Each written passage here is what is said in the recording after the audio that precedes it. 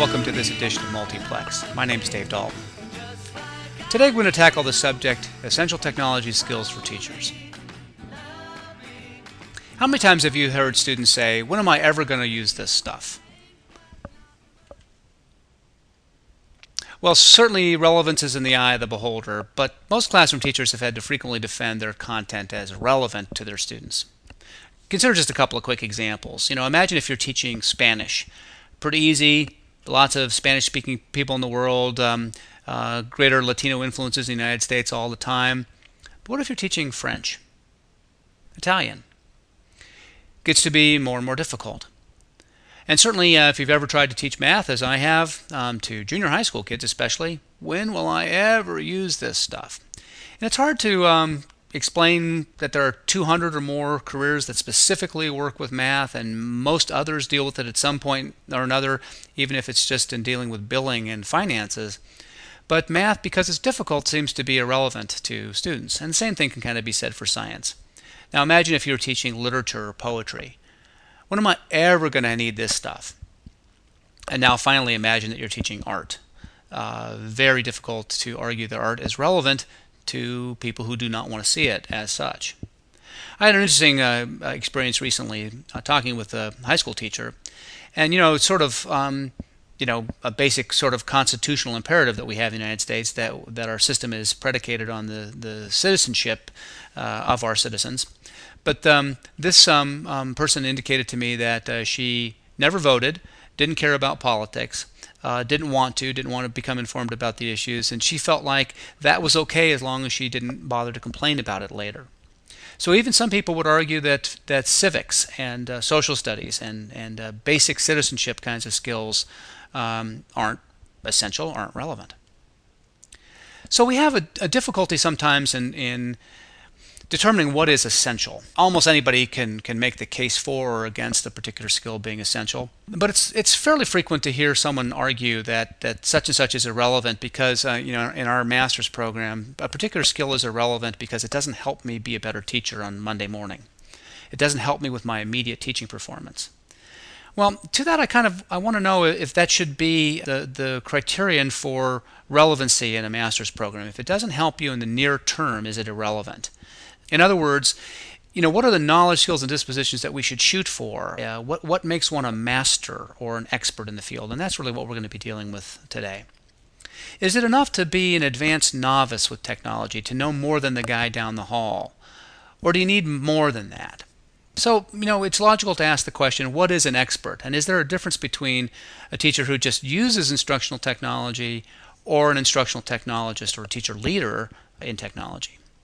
So in other words, our podcast today is going to be about the essential technology skills for teachers and teacher leaders. Let's start with some notion of what are essential or critical skills for teachers, because if we don't begin with that, there'll always be people that will say, well, there aren't any important skills in teaching. Anybody can teach.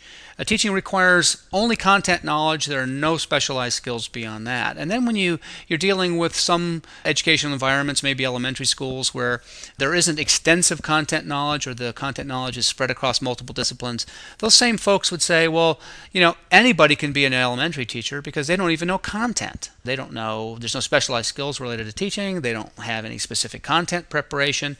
These folks are intellectual lawnmowers. Well, what does that mean? Well, they're out not actually pushing the lawnmower, but they're engaged in an occupation that requires no more specialized skills than lawn mowing. And if that's the case, why would we pay anyone more for teaching than we do lawn mowing? If it doesn't require any specialized skills, if it's not a sophisticated, difficult, or complex profession, but anyone can do it, if anyone can do it, why would we value it? And contrast that with the obvious contrast to the professional athlete. Let's take, for example, Michael Jordan, arguably the best basketball player that ever lived. How much money does Michael Jordan make? Well, he's a singularity. He has a highly specialized, very rare, very unique level of skill in his chosen profession. We pay him a lot. A few years ago, there was a Cy Young Award-winning pitcher that had just signed the largest contract in the history of Major League Baseball, largest salary. And someone did the arithmetic, this goes back many years now, but someone did the arithmetic and calculated that for every pitch he'll throw from the mound in a Major League Baseball game, he'll make $35,000. And when I heard that number, it rang out to me because that's kind of what a basic teacher salary looks like. So, whoosh, teacher salary. Whoosh, teacher salary. Whoosh, teacher salary. Pretty out of alignment with what most people would say is a valuable endeavor. But what we're really rewarding on the one hand is rare, complex, difficult, highly specialized skill. And on the other hand, of course, skills that many people perceive everybody has or everybody could easily get. Well, to answer this charge of intellectual lawn mowing, for many years people have been trying to specify exactly what are the required essential skills for classroom teachers. And in Ohio, we have the Ohio Educator Standards. And these standards were adapted from a larger framework that had existed for many years, developed in the early 90s by a group called InTask. And InTask was a group of 40 state superintendents of instruction, including Ohio, led by academics, but with the full participation of teachers, lay people, you name it, full big group, that specified these categories of expertise that differentiated teachers from other professionals. And Ohio has now kind of boiled those down into these 7, and I think originally they were 10. So here teachers need to know something about student learning and development. They need to possess content knowledge. They need to know how to assess and evaluate student performance. They need to know how to plan lessons that will meet the needs of all students. And they need to manage their classroom. And the standards all call this learning environment, but if you read it closely, the more familiar language to us would be classroom management, managing a learning environment. They need to be able to collaborate with communities, parents, other professionals, and they need to have a commitment to their professionalism, to engage in ongoing professional learning opportunities and to behave ethically and professionally. Well, I would kind of reduce this down to these 4 basic ideas that sort of begin to make teaching a unique profession. Teachers need to know what's being taught. They need to be able to find and organize information and translate that information into knowledge that they can then convey to students. They need to be able to design and implement engaging learning experiences, and this is what we'll focus on in just a minute. And they need to be able to assess learning and adjust their plan to make sure that the needs of all students are met. So let's talk a little bit about designing engaging learning experience and introduce this concept of the knowledge workers. So imagine that you're walking through your average middle school at about 1:30 in the afternoon. You're poking your head into classroom after classroom, and imagine what you'd see there. In many instances, you'd see the teacher in front of the classroom doing a lot of talking and the students doing a lot of listening. The teacher's there, working their heart out after a long night of grading papers and lesson planning, and the kids are sort of sitting back passively daring to be entertained by this hardworking teacher. And this is kind of what a lot of folks recently have challenged as the wrong people doing the knowledge work in the schools of America. Maybe the single greatest problem that we have as an educational system is that we ask a lot out of teachers and very, very little out of students. So when I talk about designing engaging learning experiences, I don't mean that the teacher now adds to their plate figuring out technology and designing rich, sophisticated, interactive multimedia that they host on their own website with their own expensive computing technology. If that's the expectation, it's ridiculous. My answer to that is absolutely no, that's not what we mean. We mean designing opportunities, experiences for students to do that, for students to do that term paper of the future stuff, for students to do the brochures, the animations, the graphics, the videos, the audios, not to have teachers do that. So by implication, it's probably not particularly critical for teachers to have advanced skills in those areas, to know what's possible and practical, but to assign a podcast, have you ever had to really make a podcast? Well, some people would feel very uncomfortable if they were kind of out there on a limb and couldn't answer every question. But gosh, more and more kids today are technologically savvy and can figure out the answers. And maybe it's enough to know what's practical and not to actually have all of the skills yourself. Many years ago now, 20, a colleague and friend of mine, one of the founding parents of our field, David Merrill, made this statement and made it frequently. Teachers don't use technology because they're not stupid.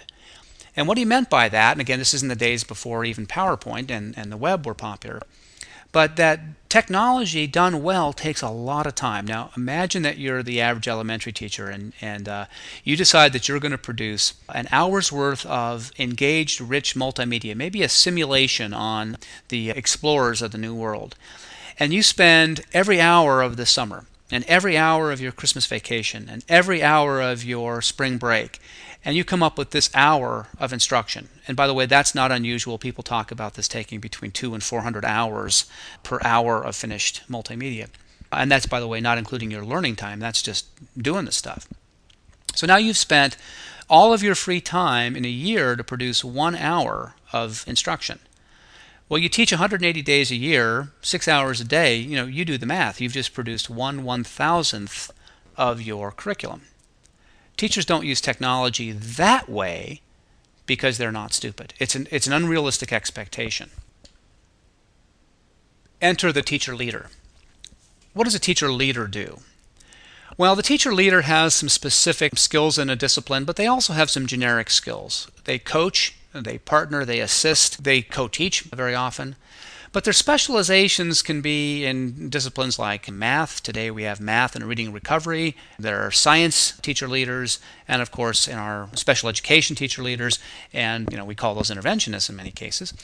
But we also have technology, more and more technology teacher leaders. And that's, by the way, what we developed our licensure program around many years ago, producing technology teacher leaders. Well, now let's talk about the teacher leader as an expert. Well, first we probably want to think about what it means to be an expert in any particular field. What's an expert? Well, characteristics of an expert include that experts have a specialized and specific comprehensive knowledge in their field. They know a lot about their field. They know much more about their field than non-experts, a distinguishing characteristic. Experts also have evolved and learned specific problem-solving skills and approaches to their fields so that they can quickly learn new content and procedures, new skills as they pop on the horizon. So experts are also expert learners in their fields.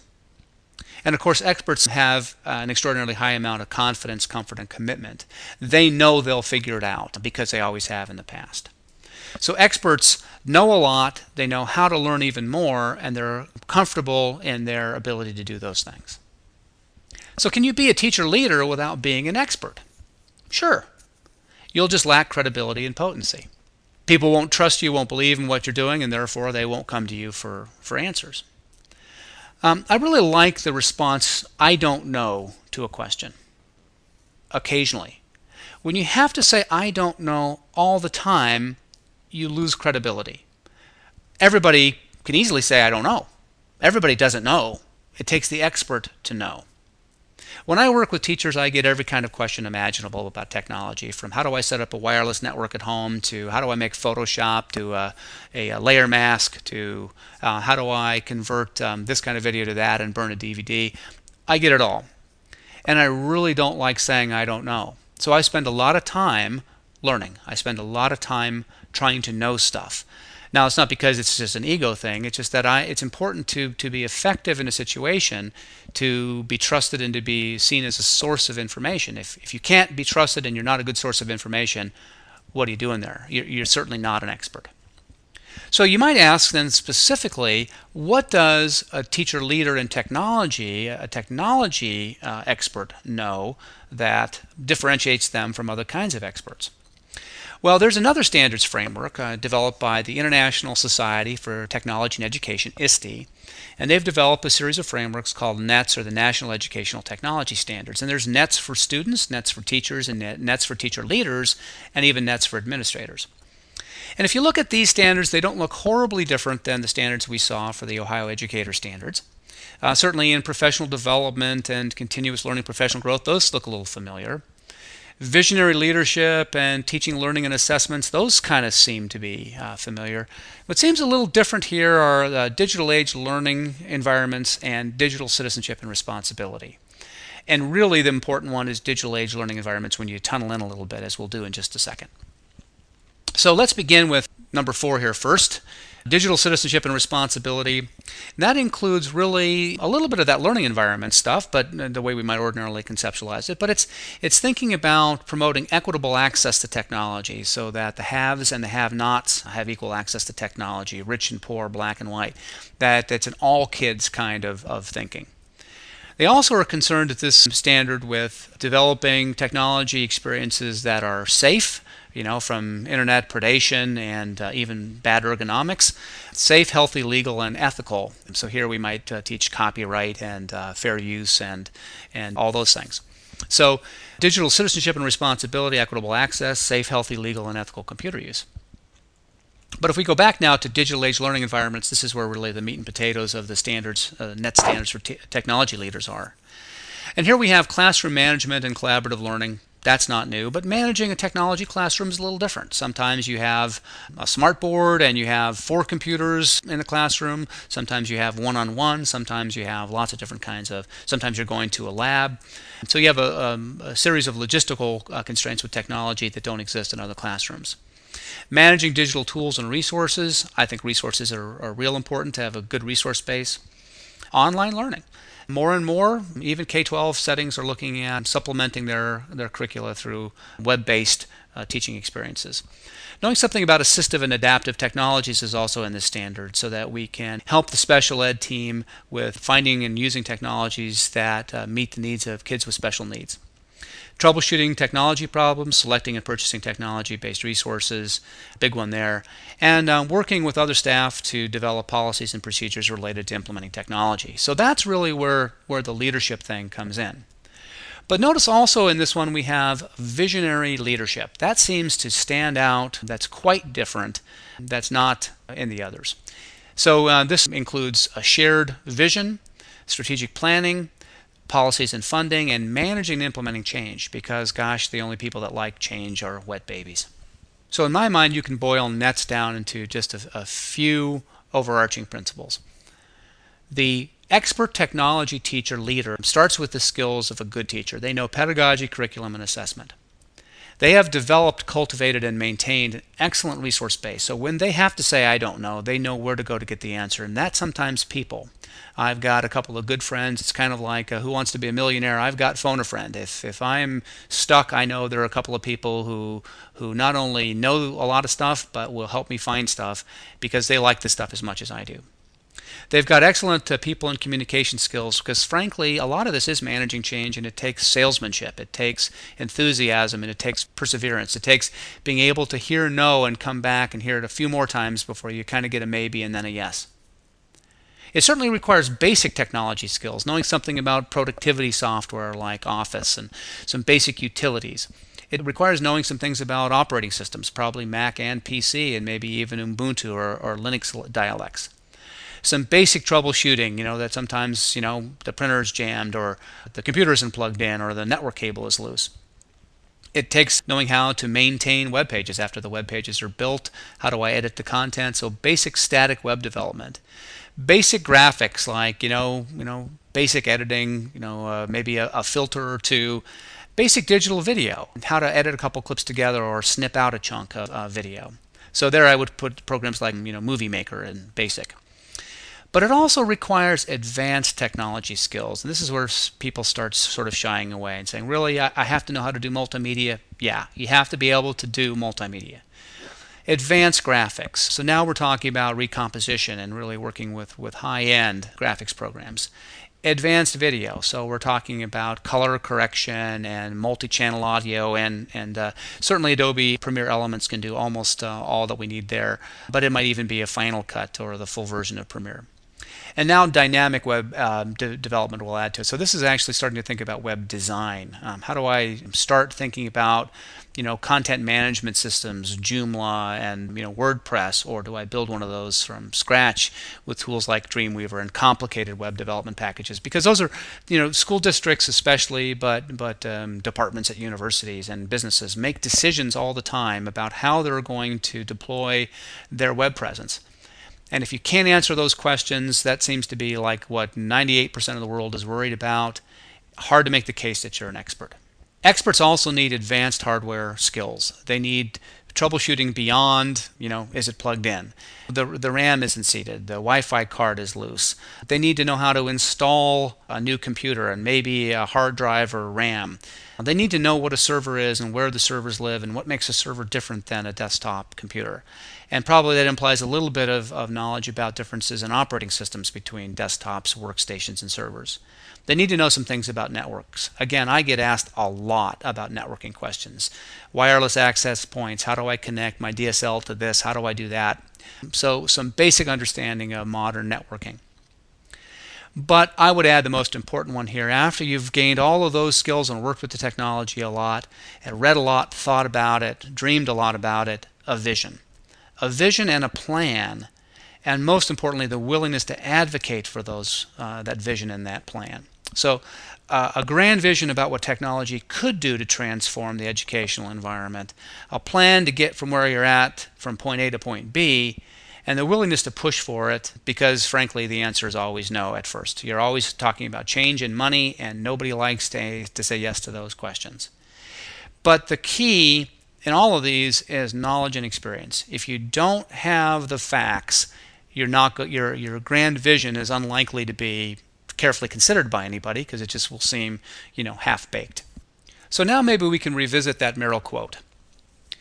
Teachers don't use technology because they're not stupid, but teacher leaders do use technology. They probably have a little bit more time. They have a great deal more expertise. They can find more advanced applications, more advanced resources to help the classroom teacher bridge the gap between what they know and what they'd like to see happen in their classrooms. So teacher leaders use technology. So hopefully I've sold you now on the concept of becoming an expert, a teacher leader. Certainly that's what our program is designed around producing. So you might ask, what does it take to become an expert? I'm going to borrow from Malcolm Gladwell's book, Outliers. I'm going to borrow an example from Outliers. Perhaps you've heard of a little band from Liverpool called the Beatles. Well, according to Steve Jobs, now that the Beatles catalog is available in the iTunes store, our lives are changed forever. Really? Well, this event has been pretty anticlimactic in my view. This negotiation between Apple and Apple Records has gone on forever, and finally they inked the deal. I've purchased the White Album in 3 forms, and sure, I'll buy another version of it if there's something super duper that comes out. But MP3 is available online. I've had MP3s in iTunes of my Beatles library for many years now, maybe as many as 20, 25. So this didn't excite me very much. But what's more interesting to me is the history of the songbook that led up to this negotiation, because it's kind of a fascinating little story in American culture, international culture even. As you may know, Michael Jackson purchased the Beatles songbook many years ago, kind of on a whim when he had lots of money. Paul McCartney has been trying to buy it back ever since, mostly because as Jackson ran out of money, he started selling off the rights to songs for commercial jingles. So it was hard for all of us children of the 60s, including Paul McCartney, to see the sacred soundtrack of our lives trickle out on commercials. Nike was one of the first. They purchased the song Revolution for a Nike commercial. Telecommunications companies purchased Hello, Goodbye. They stayed up all night thinking about that one, I'm sure. Budweiser has recently purchased All Together Now. And that's particularly controversial because that song was written for kids specifically, and it's obviously peddling intoxicants now. And my personal favorite, Love's Diapers, has purchased All You Need Is Love, and a clean diaper, I guess. And I'm sure that's exactly what Lennon and McCartney meant when they wrote that song in 1967. And by the way, there are many other examples of Beatles songs that have ended up on commercial jingles. Well, the Beatles songbook is estimated now to be worth about $1 billion as an asset. And so maybe iTunes will restore the dignity and poignancy of the Beatles, maybe not. But the Beatles are often described as the most influential popular artists of all time. So you might ask, why has their popularity lasted 50 years and spanned 3 or 4 now generations? Were they just a product of marketing? Were they just in the right place at the right time? Were they an overnight sensation that could just be traced right back to the administration of John Kennedy and Camelot, the New Frontier, and all that excitement about youth and internationalism? Well, you might remember, maybe not, about the same time, Vince Lombardi, the coach of the Green Bay Packers, made his famous quote, "Luck is when opportunity meets preparation." Well, it turns out that all of the Beatles, with the possible exception of Ringo Starr, were pretty well crafted and honed musicians by the time they became the overnight sensations that we assume that they are. In fact, it's very rare today to find acts that are as accomplished and practiced musicians before they hit it big. So one of my favorite Beatles songs is 8 Days a Week, and it turns out that the Beatles played 8 days a week in the early days, and throughout their careers, in fact. They played 2 long sets during the week and 3 on Sunday, 40, 60, 80 hours a week in the dingy, dark bars of Liverpool for about 5 years before they broke through with a record and a hit. But after that, it was pretty meteoric, as we all remember.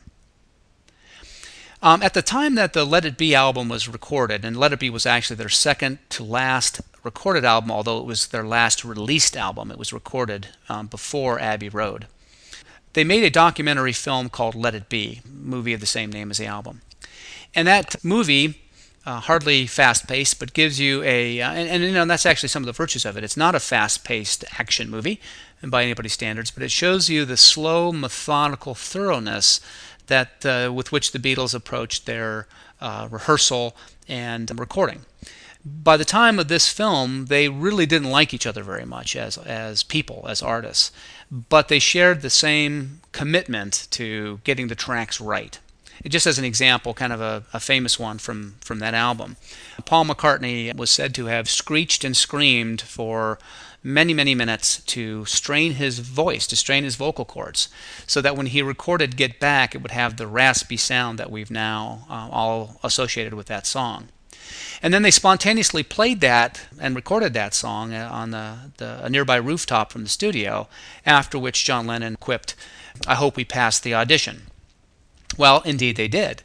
The Beatles have a few interesting records, like many, many, but let me just give you a few of my favorites. They produced the most #1 singles in the history of the Billboard charts, 20. The most #1 albums, 19. The most consecutive #1 albums, 8. And in 1964, they had a singular accomplishment. They occupied slots 1 through 5 of the singles charts at Billboard. The 5 most popular songs in the world were all Beatles recordings. Today, it's estimated, it's almost impossible to get an exact handle on this, but their total album sales are said to be around 1.5 billion with a B records. So, our first punchline about expertise. Expertise comes with hard work and practice. Almost every overnight sensation you will always hear about got that way after many, many, many years of hard work. Let me switch gears and talk about a much faster and different kind of example. Pablo Picasso. This is, forgive my French, Les Demoiselles d'Avignon, the Young Women of Avignon. This hangs in the Museum of Modern Art, and this was painted by Picasso at the age of 26 in 1907. And this is after 8 years after he began his art career and after his famous Blue period.